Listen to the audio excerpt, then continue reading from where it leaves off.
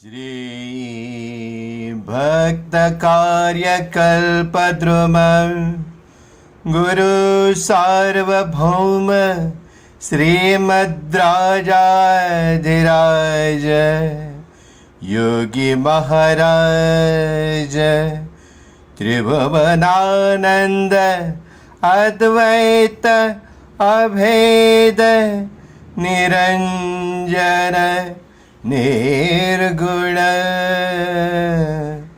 निरालंब परिपूर्ण सदोदित सकलमता स्थापित श्री सद्गुरु माणिक प्रभु महाराज की जय। श्री स्वामी समर्थ, श्री स्वामी समर्थ, श्री स्वामी समर्थ, श्री स्वामी समर्थ, श्री स्वामी समर्थ, श्री स्वामी समर्थ, श्री स्वामी समर्थ, श्री स्वामी समर्थ, श्री स्वामी समर्थ, श्री स्वामी समर्थ, श्री स्वामी समर्थ, श्री स्वामी समर्थ। श्री स्वामी समर्थ स्वामी भक्त हो। श्रावणातील प्रवचनाच्या शृंखलेत तुम्हा सर्वांचं स्वामीमय स्वागत।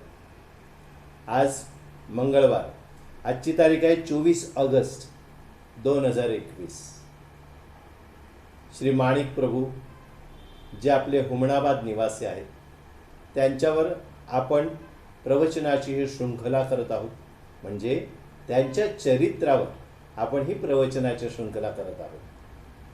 तर चला, आपण काल सोमवारी ज्या अध्यायाला सुरुवात केली आहे तो अध्याय होता तात्यांचे लग्न।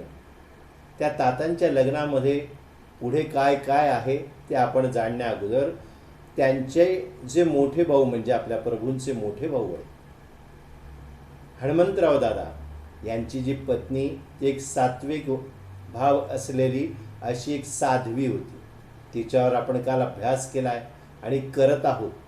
तर चला, आज के इस अध्याय में कल तक हमने हनुमंतराव दादा जो थे उनकी पत्नी एक साध्वी थी, एक भाविक थी, और हमारे जो प्रभु थे उनके ऊपर उनकी असीम श्रद्धा थी, निस्सीम श्रद्धा होती तिची।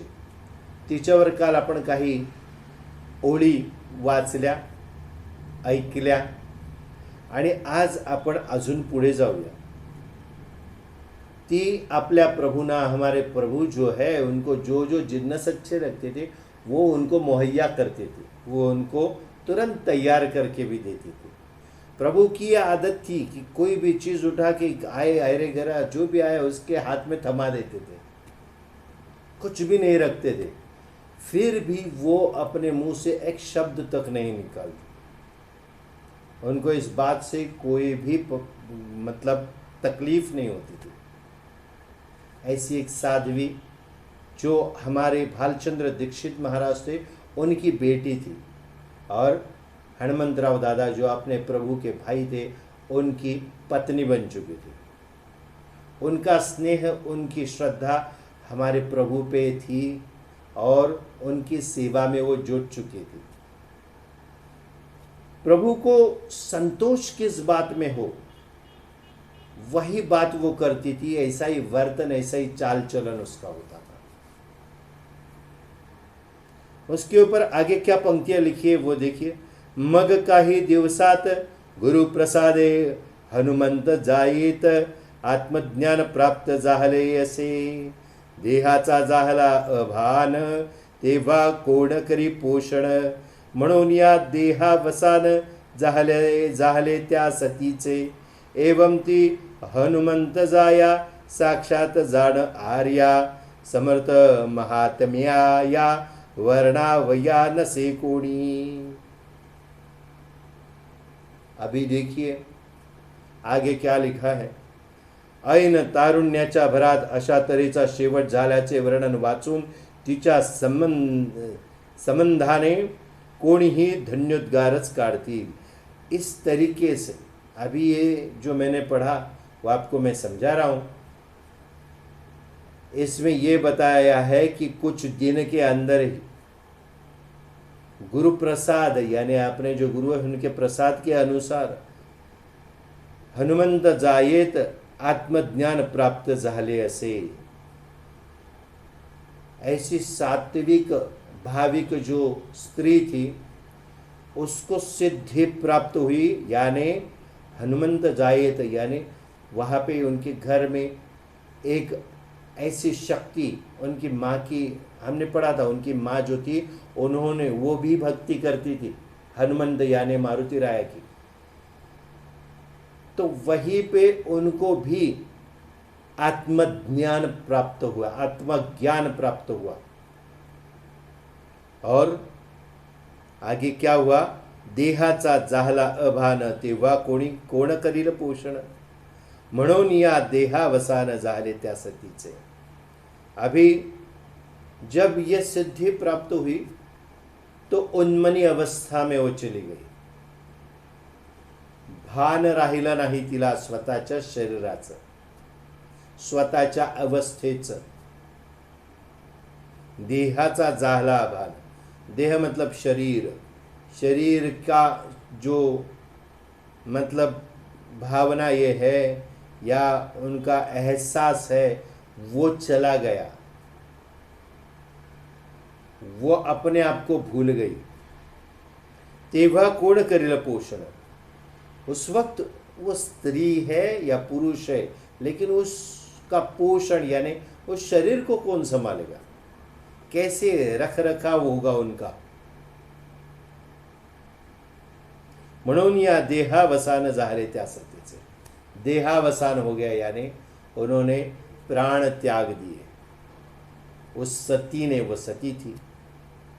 एवं ती हनुमंत जाया साक्षात जाणार्या।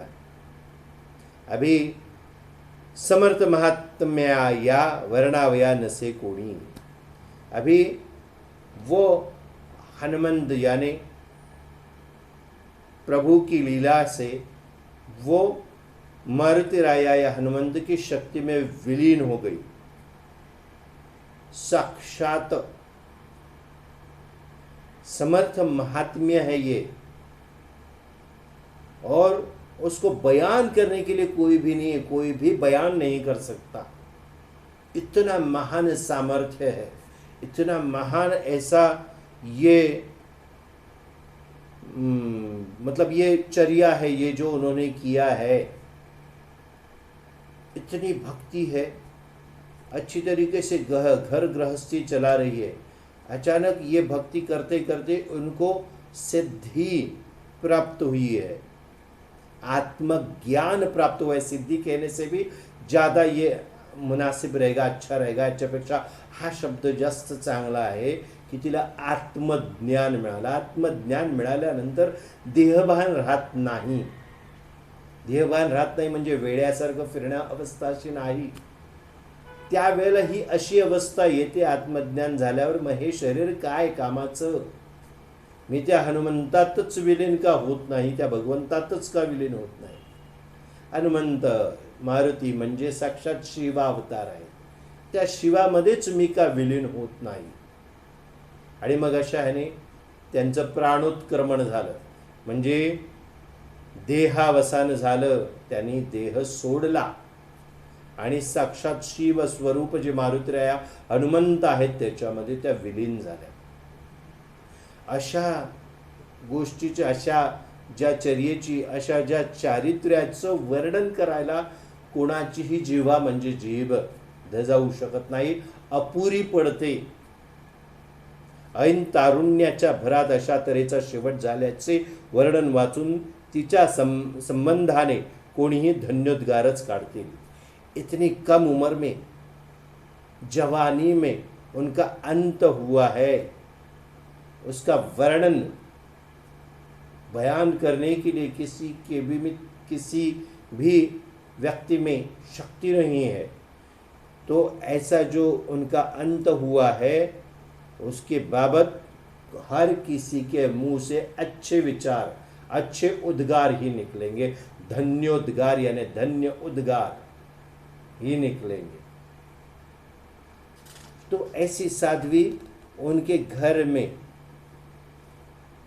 आ चुकी है और आने के बाद उन्होंने अपने प्राण भी त्याग दिए क्योंकि उनको आत्मज्ञान हुआ था। तो सुशील, सदाचार संपन्न व अनुरूप अशा पत्नीचा वियोग हनुमंतराव दादांना असह्य होऊन त्यांनी तीर्थयात्रा करण्याचा संकल्प करून घराबाहेर प्रयाण केले। घर की हालत वैसे भी खस्ता थी। अभी उनकी पत्नी हनुमंतराव दादा की उन्होंने अपने प्राण त्याग दिए। ये होने के बाद उनको सदमा यानी उनको दुख हुआ। फिर इतनी अच्छी सुशील, सदाचार संपन्न और अनुरूप ऐसी पत्नी का वियोग हनुमंतराव दादा को सहन्य हुआ और वो उन्होंने सोचा कि अभी तीर्थ यात्रा के लिए निकल जाए और वो उन्होंने अपना घर छोड़ दिया। ते बरेच दिवस बाहेर प्रदेशित फिरत होते। वो बहुत दिन, महीने बाहर अलग अलग प्रदेशों में घूम रहे थे। प्रभूंची वडील भगिनी चिमणाबाई यापूर्वीच निवर्तली होती। प्रभु की बड़ी बहन थी चिमणाबाई जिनका नाम था, वो पहले ही परलोक सिधार गई थी। हनुमंतरावानंतर चिमणाबाईचा जन्म झाला। हनुमंतराव के बाद चिमणाबाई का जन्म हुआ था। ही मातोश्रींची फारच आवडती होती। उनकी माँ जो थी प्रभु की, उनकी वो चहेती थी ये बेटी। अष्टवर्याची होताच हिचे कन्यादान झाले होते। वो बहुत कम उम्र में, उस जमाने में शादी हुआ करती थी, विवाह होते थे। तो 8 साल की थी तभी उनकी शादी करवा दी थी। उनका विवाह हो चुका था। चिमणाबाईचे आपल्या कनिष्ठ बंधूवर अलोट प्रेम होता। चिमणाबाई जो थी उनका बहुत प्यार था अपने छोटे भाई पे। इतर चरित्रकारांनी चिमणाबाई संबंधाने काहीच उल्लेख केलेला नाही और जो चरित्र लिखने वाले चरित्रकार है उन्होंने चिमणाबाई के बारे में ज़्यादा कुछ लिखा हुआ नहीं है। मनोहर महाराजांनी मात्र ओवीबद्ध चरित्रात उल्लेख केलेला आहे। मनोहर महाराज जो थे उन्होंने अपने प्रभु का जो चरित्र लिखा उन्होंने ओवीबद्ध यानी कुछ पद्य यानी पंक्तियाँ, गद्य यानी हम लिखते वो।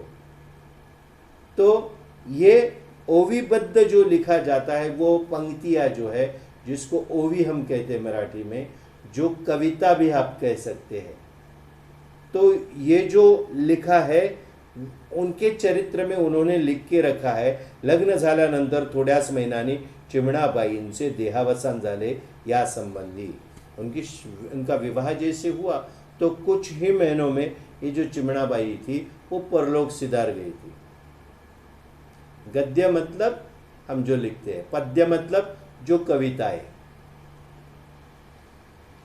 तो पद्य यानी कविता के अनुरूप काव्य जो लिखा जाता था, वैसे मनोहर महाराज जो है उन्होंने अपने प्रभु का चरित्र जो है वो इस तरीके से काव्यबद्ध लिखा है। उसमें लेकिन उन्होंने चिमणाबाई जो उनकी बहन थी उसके बारे में लिखा है।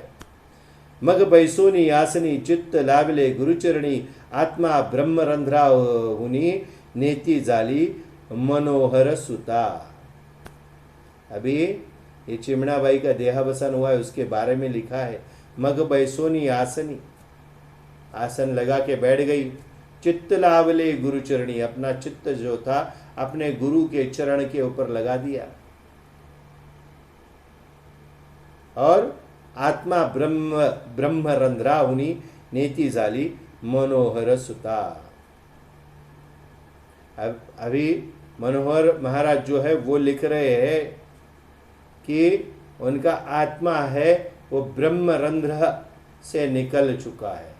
इस तरीके से पद्य काव्य उन्होंने लिखा है और इस काव्य में उन्होंने बताया कि किस तरीके से उनका प्राणोत्क्रमण हुआ, किस तरीके से उन्होंने अपने प्राण त्याग दिए असे मनोहर महाराज म्हणतात. अमृतकुंडाहून प्रभू कल्याणास आल्यानंतर गावातील लोकांची श्रद्धा प्रभूंवर अधिकच जडली. अमृत कुंड से निकल के वापस प्रभु गांव में आए तो लोगों की कल्याण में आए, तो कल्याण के जो लोग थे उनकी श्रद्धा और वृद्धिंगत हुई, अधिक हो गई प्रभु के ऊपर. प्रभूंच्या खेळगड्यातील काही लोग निकटवर्तीय शिष्य बनले. प्रभु के साथ जो बचपन में खेला करते थे वो उनके निकटवर्तीय शिष्य बन गए. यावेळी प्रभूंच्या घरी मातुश्री व कनिष्ठ बंधू नृसिंह तात्या एवढेच होते. उस वक्त प्रभु के घर में कौन कौन था? उनकी माता और उनके छोटे भाई नृसिंह तात्या इतने ही थे. हनुमंतराव तीर्थयात्रेस गेले होते. हनुमंतराव उनकी पत्नी का निधन होने के बाद वो तीर्थ यात्रा पे निकल गए थे. त्यांच्याबरोबर मामाही निघून गेले होते असे कित्येक जण म्हणतात. उनके साथ हनुमंतराव दादा के साथ मामा भी निकल गए थे ऐसा बहुत सारे लोग कहते हैं. नृसिंहराव तात्यांचा विद्याभ्यास चालला होता. नृसिंहराव तात्या जो थे उनके छोटे भाई वो पढ़ रहे थे. लहानपणापासून ते हुशार म्हणून गणले गेले होते. बचपन से ये जो नृसिंह तात्या थे बहुत होशियार थे ऐसा सारे लोग कहते हैं.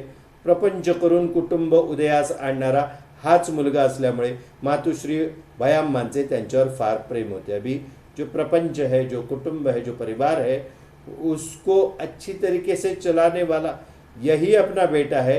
ये भयाम्मा मतलब अपने प्रभु की मातुश्री माँ, उनको ये पक्का यकीन था. इसीलिए और वो छोटे भी थे तो उनके ऊपर उनको बहुत स्नेह था, प्यार था.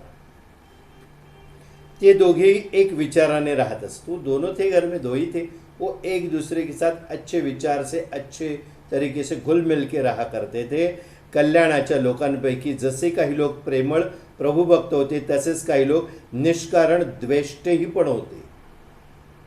कल्याण के लोग जो थे उसमें कुछ लोग प्यार और बहुत दयालु और सद्भावना के थे, लेकिन कुछ लोग बिला वजह निष्कारण द्वेष्टे मतलब द्वेष करने वाले, मत्सर करने वाले भी थे. सत्पुरुषांवर अकारण प्रेम करणारे, सत्पुरुषांवर अकारण प्रेम करणारे असतात, त्याप्रमाणे निष्कारण वैरभाव धरणारेही असतात. ही नवलांची गोष्ट असली तरी चिरपरिचयाची आहे. अभी सत्पुरुष जो जन्म लेते हैं उनके ऊपर बिला वजह प्यार करने वाले भी होते हैं और निष्कारण यानी कुछ भी कारण नहीं है, बिला वजह वैर भाव यानी दुश्मनी रखने वाले भी होते हैं. ये एक अलग तरीके की अचरज की बात है. ऐसा क्यों होता है? क्योंकि अगर प्रभु साक्षात जन्म लेते हैं, ऐसा अंशावतारी पुरुष जब जन्म लेता है तो हमें यही लगता है कि सब लोग उनसे प्यार करने चाहिए. फिर बिला वजह उनके ऊपर वैर भाव यानी कटुता मन में रखने वाले और उनके साथ शत्रुता रखने वाले लोग कैसे पैदा हो सकते हैं? लेकिन फिर भी ये बात हमेशा की है. हम इस बात से अभी पूरी तरीके से वाकिफ हो चुके हैं. हमने बहुत सारे जो सिद्ध पुरुष है, जो सत्पुरुष है, जो अंशावतारी पुरुष जन्म लेते हैं, उनके चरित्र में ये तो पढ़ा ही है. सब तरीके के लोग होते हैं. साईं बाबा थे, स्वामी अपने हैं, गजानन महाराज है. इतने सारे महाराष्ट्र की इस पावन भूमि पे जितने संत सिद्ध पुरुष महात्मा यति जो हुए हैं, सबके ऊपर इस तरीके के प्यार करने वाले लोग भी और द्वेष करने वाले लोग भी हुआ करते थे. तो वेडी एवढी प्रभूंची कुचेष्टा करण्यातही काही लोकांना कृतकृत्यता वाटत असे.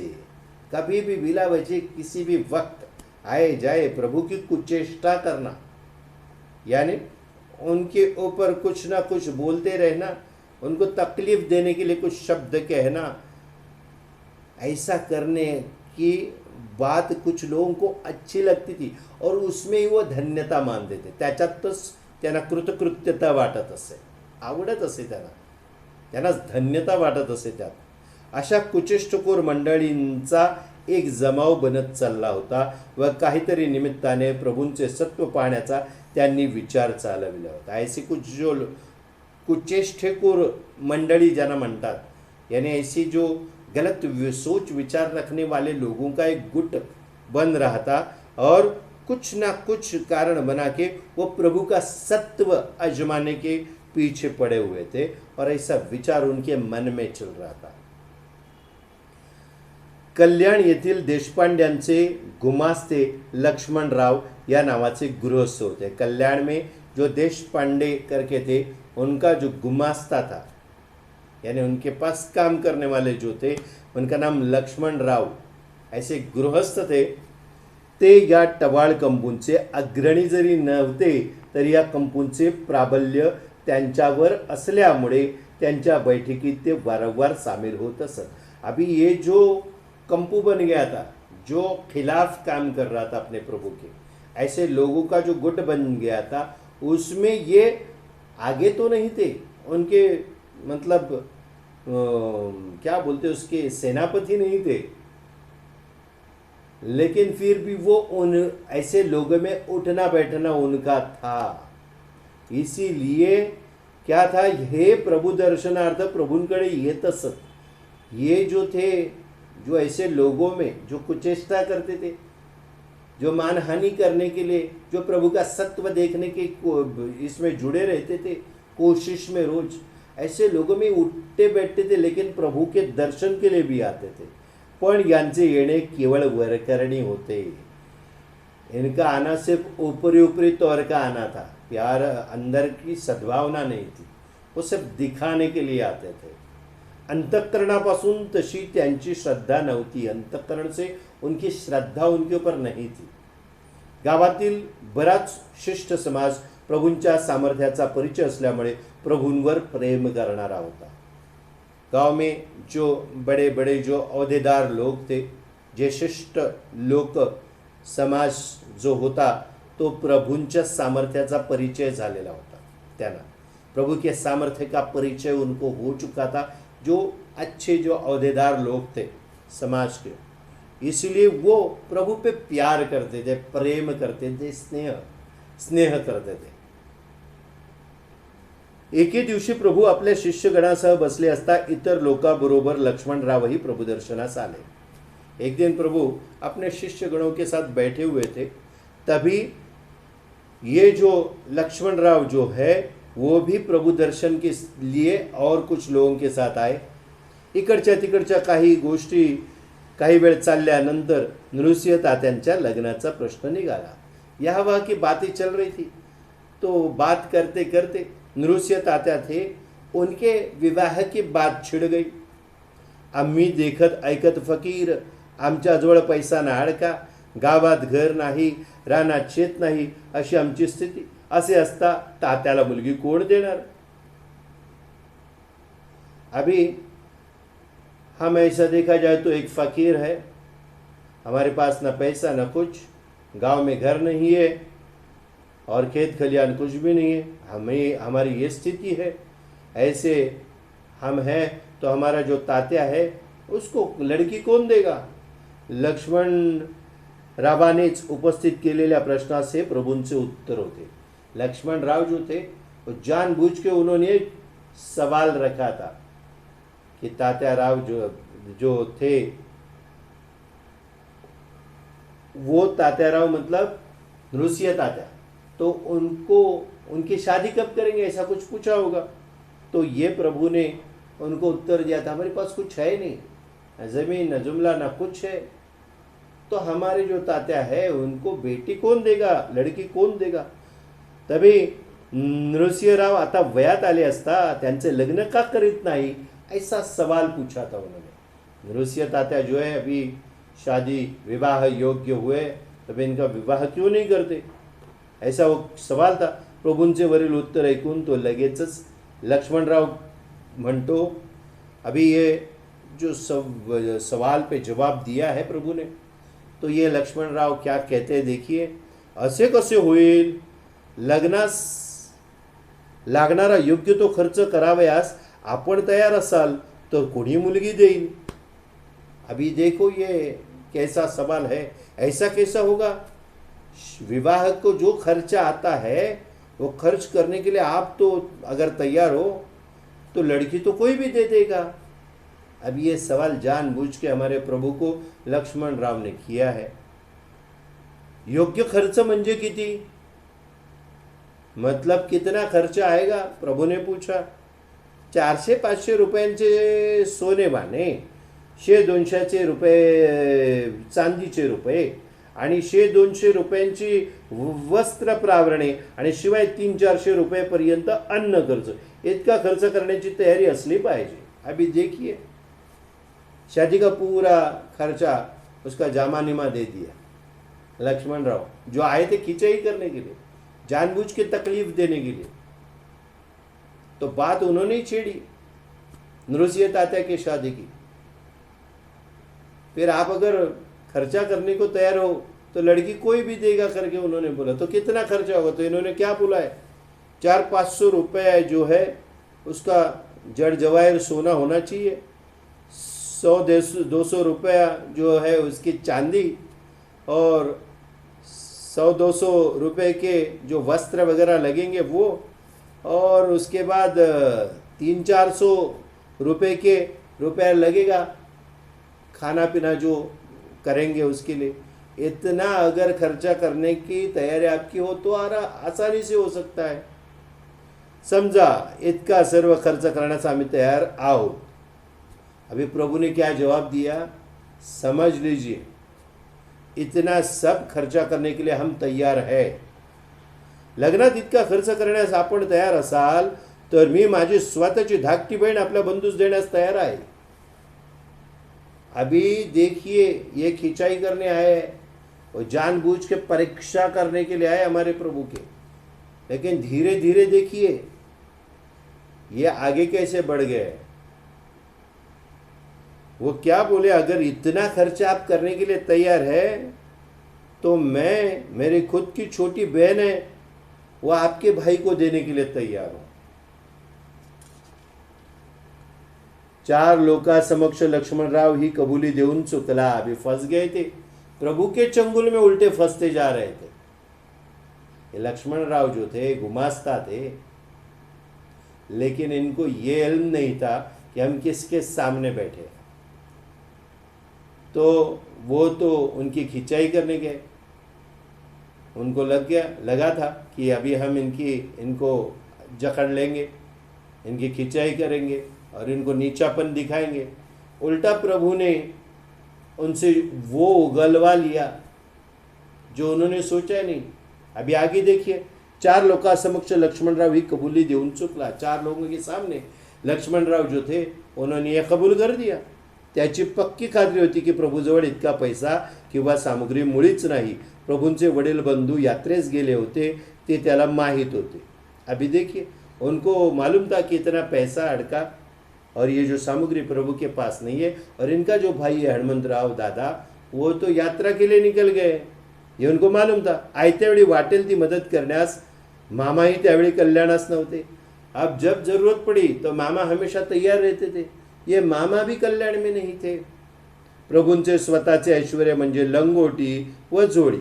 अभी प्रभु के पास क्या था, जो लंगोटी जो लगाते हैं वो था, और झोली थी उनके पास, और कुछ था ही नहीं प्रभु के पास।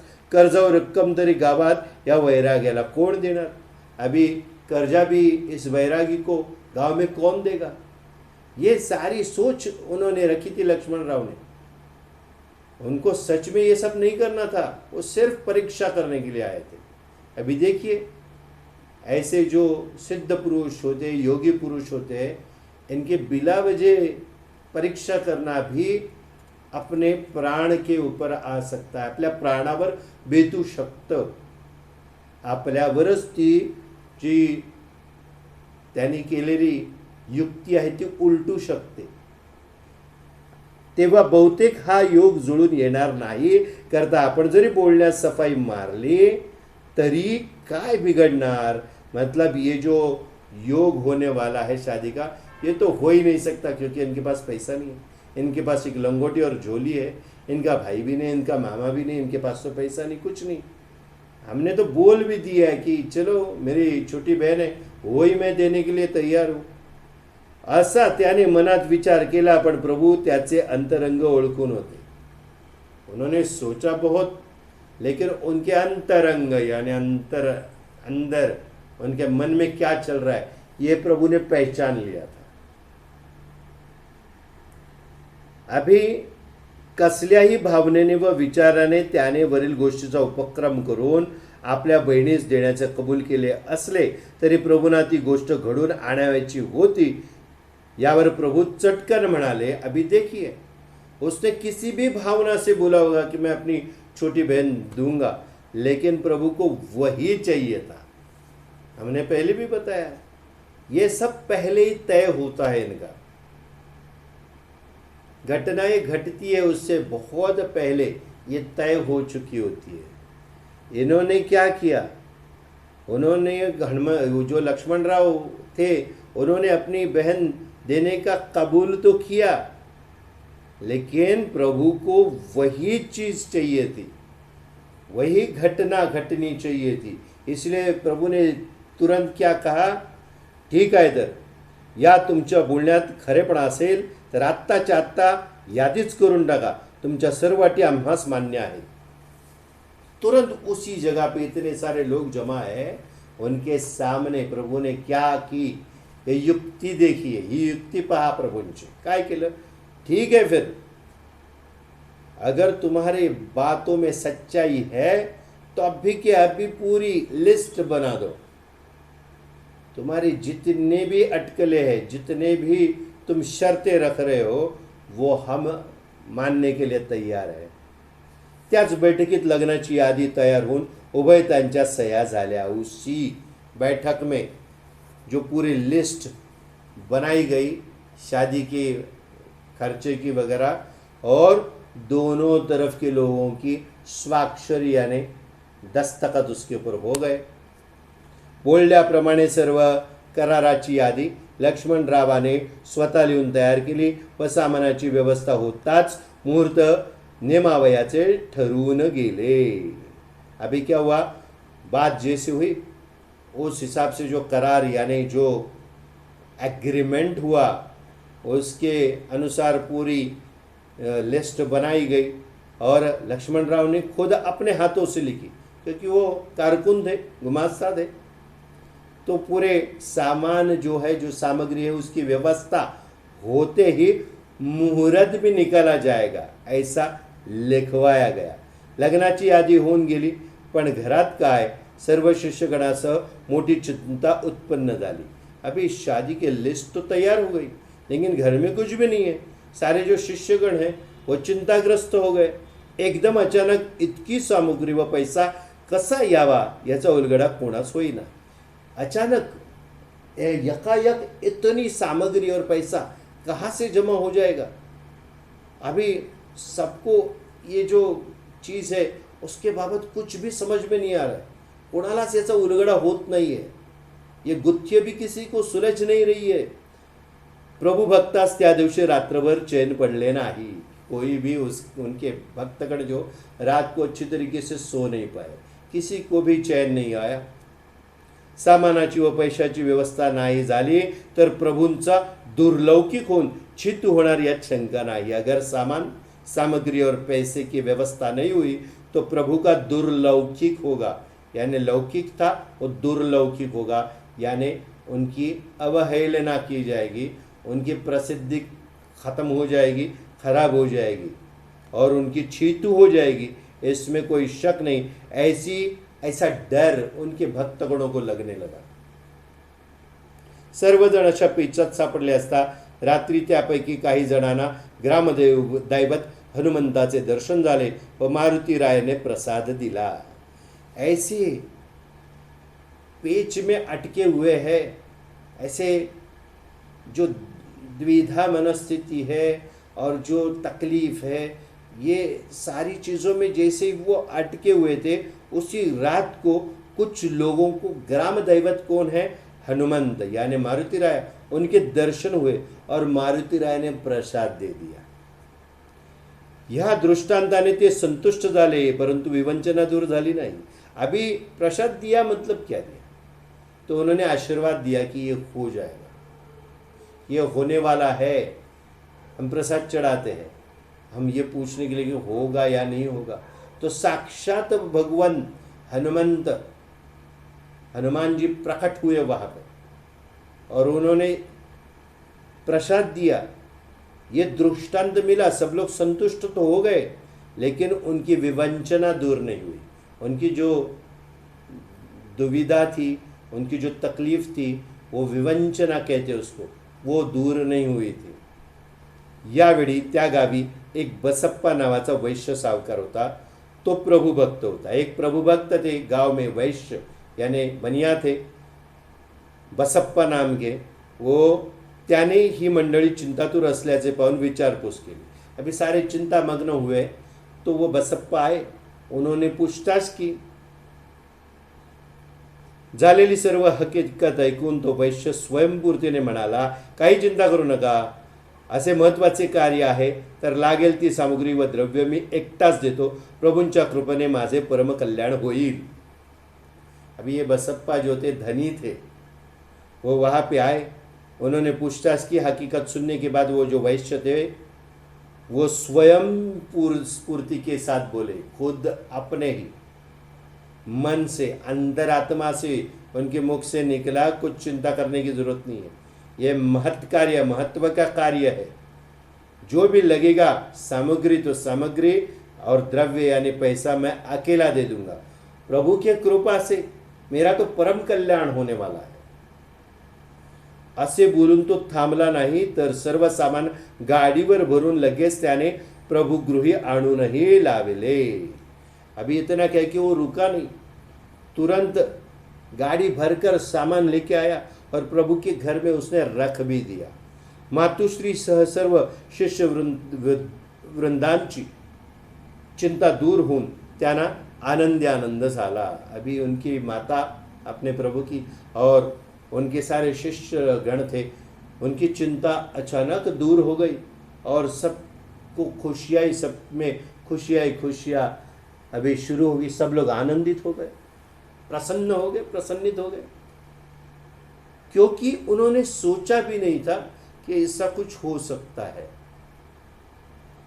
अघटित है ये घटना जो घटी है वो सोच के परे है। इतनी सामग्री और सब कुछ, जिसमें सोना चांदी सब कुछ था, धन था, त्याचकडे जाऊन एकाने सामानाच्या सिद्धतेची वार्ता कळवली। अभी क्या है, प्रभु आपल्या ठिकाणी स्वस्थ पडून होते। प्रभु तो अपनी जगह पे स्वस्थ, अपने गति में मग्न थे, स्वस्थता से आराम कर रहे थे। त्यांच्याकडे जाऊन एकाने सामानाच्या सिद्धतेची वार्ता कळवली। प्रभु हास्य करून म्हणाले, दत्ताची कृपा। अभी किसी ने जाके उनके पास सामान हमें मिल गया है, अभी सिद्धता पूरी हो गई है, ये जाके बताया। प्रभु को स्मित हास्य करने लगे और सिर्फ इतना कहा, दत्ताची कृपा, यानी दत्त महाराज की कृपा। तत्काल लक्ष्मणरावाकडे निरोप गेला। अभी लक्ष्मणराव जो थे उनके पास संदेशा गया तो बुचकड़्यात पड़ला।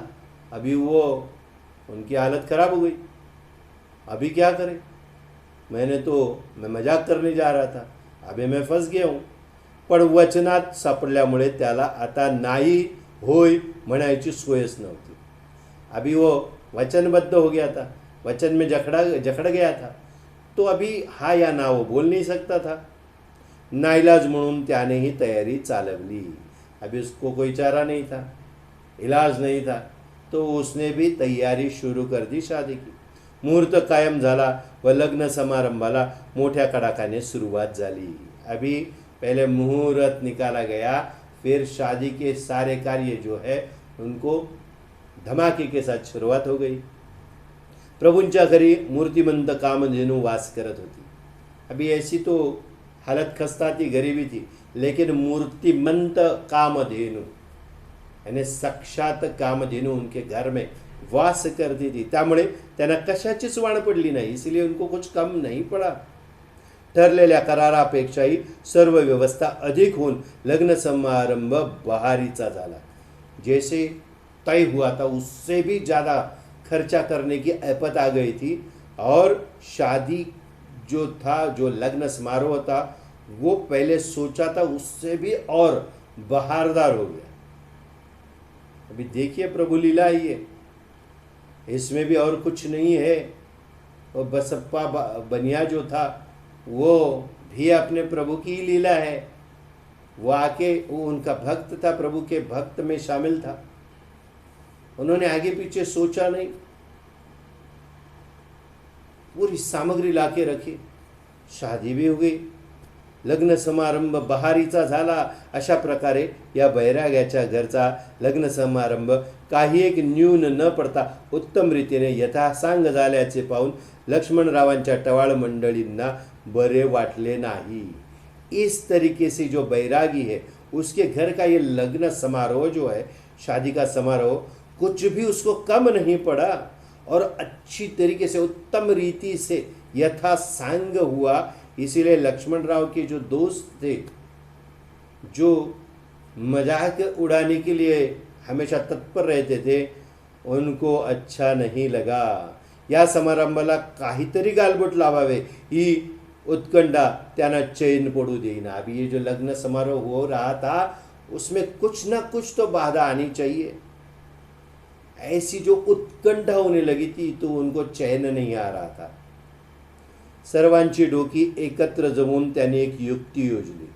सारे जन एक साथ जुड़ गए और उनके दिमाग में कुछ एक कल्पना आई, एक युक्ति त्यांनी योजली। या युक्तीत प्रत्यक्ष लक्ष्मण रावांचे फारसे अंग नव्हते। अभी ये जो उन्होंने एक कुछ तैयारी की, जो मजाक करने के लिए या तो अपने प्रभु का सत्व देखने के लिए किया था। वो जो बाकी के जो लोग थे वो कर तो रहे थे, लेकिन ये अभी लक्ष्मण राव जो थे वो अभी इसमें शामिल नहीं थे, क्योंकि उनकी बहन की शादी अपने प्रभु के छोटे भाई से जो हो रही थी। तथापि ती मंडळी त्यांच्या कह्यातही नव्हती। अभी उनके बिल्कुल संबंध भी नहीं थे वो जो लोग थे जो प्रभु के खिलाफ काम कर रहे थे। ये लक्ष्मण राव अलिप्तता से अपना काम कर रहे थे, अपने बहन की शादी विवाह में जुट गए थे। मुलीकडील मंडळींना प्रयोजन द्यावयाचे त्या दिवशी आपली फार थोड़ी माणसे भोजनालयातील असे कळवण्यात आले। अभी लड़की की तरफ के जो लोग हैं उनको प्रयोजन यानी उनको खाना खिलाया जाता है घर में बुलाकर। तो उस वक्त हमारी तरफ से लक्ष्मण राव ने बोला कि उनके घर से संदेश आया कि हमारी तरफ से बहुत कम लोग खाना खाने के लिए आएंगे। इकडे प्रभु भक्तांनी येणाऱ्या मंडळींच्या अजमासाने स्वयंपाकाची सिद्धता केली। अभी खाना खाने के लिए आएंगे, भोजन के लिए आएंगे लड़की के घर वाले, घर के लोग। तो जितने आने वाले बहुत थोड़े आएंगे करके बोला था। तो भक्त मंडली जो थी उन्होंने और इनकी माँ और उनके घर वालों ने उनके खाने की व्यवस्था की। जितने आने वाले थे उस हिसाब से खाना बनाया गया। स्वयंपाक तैयार होऊन व्याह्यांना बुलावने गेले। अभी रसोई तैयार हो गई तो व्याही जो है यानी लड़की के घर वाले जो लोग हैं उनको बुलाया गया। व्याह्याकडील माणसे अजमासापेक्षा अधिक येऊ लागली। अभी ये जो लक्ष्मण राव थे, ये युक्ति जो थी ये वो उनकी नहीं थी, लेकिन उनके जो दोस्त थे जो हमारे प्रभु के खिलाफ सोचते थे, उनकी ये युक्ति थी। उन्होंने क्या किया, जो लोग कम बोले थे लेकिन आते वक्त बहुत ज़्यादा लोग आने लगे। आमची माणसे 10-20 येणार आहेत असे पूर्वी सांगून आयत्या वेळी 300-400 माणसे भोजनास न्यावयाची असे त्यांनी निश्चित केले होते। अभी बाकी जो लोग थे लक्ष्मण राव को छोड़ के उनके जो दोस्त थे उन्होंने सोचा था कि 10-20 लोग बोल के 300-400 लोग इनके घर पे खाना खाने के लिए लेके जाएंगे। त्याप्रमाणे भोजनानिमित्त लोक समाज अनिवार्य येऊन लुटला। तो अभी क्या हुआ, उस हिसाब से भोजन के लिए ज़्यादा लोक आ गए. प्रभू शिष्य चिंतातूर झाले. इतक्या लोकांना अन्नाचा पुरवठा कसा होणार. प्रभु के शिष्य पुनः चिंतामग्न हो गए. इतने लोगों को जो हमने रसोई बनाई है वो कैसे पूरी पड़ेगी. सत्व जाण्याचा पुनः समय होता. आता काय करावे.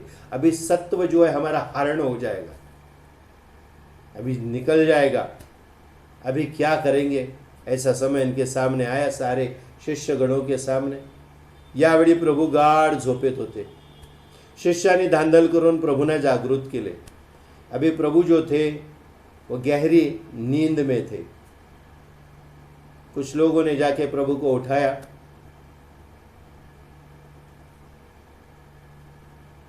आणि सर्व वृत्त निवेदन केले. पूरा जो हुआ है वाक्य बयां किया कि 20 लोग बोले, 300-400 लोग आए, सब कुछ बताए. प्रभूंच्या चेहऱ्यावर यत्किंचितही चिंतेचे लक्षण दिसून आले नाही. प्रभु के चेहरे पर एक लकीर भी नहीं थी चिंता की. शिष्य मंडळींना धीर देऊन प्रभू म्हणाले, काही चिंता नाही, सर्व गाव येऊ दे. लाज राखणारा दत्त प्रभु समर्थ आहे. कोई चिंता की बात नहीं है. पूरा गांव आने दो. लाज रखने वाला मेरा दत्त प्रभु है, वह समर्थ है. साक्षात दत्तावतारी वही थे,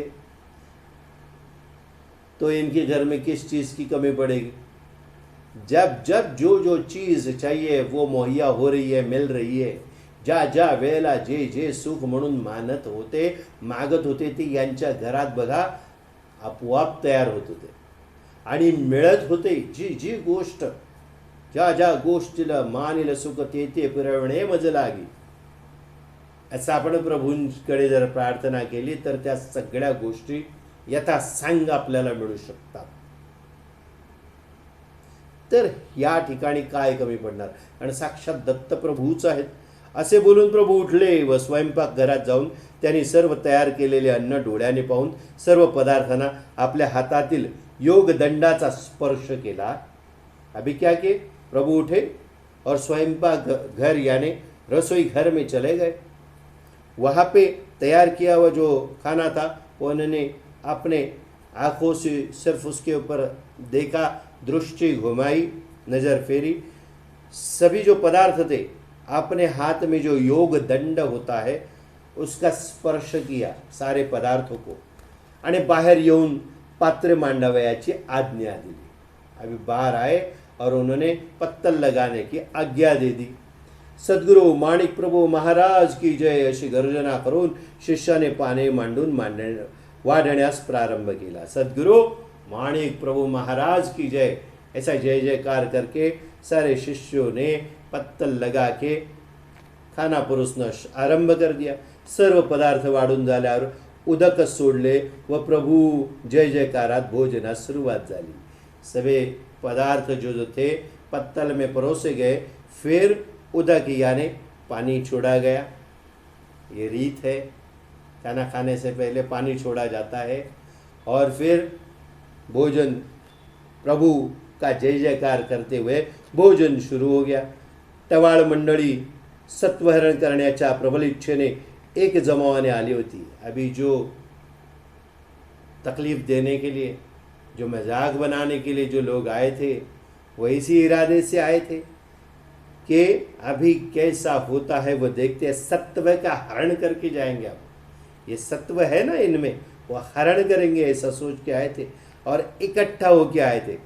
तिने अन्नाचा वाटेल तितका फन्ना करण्यास कमी केले नाही.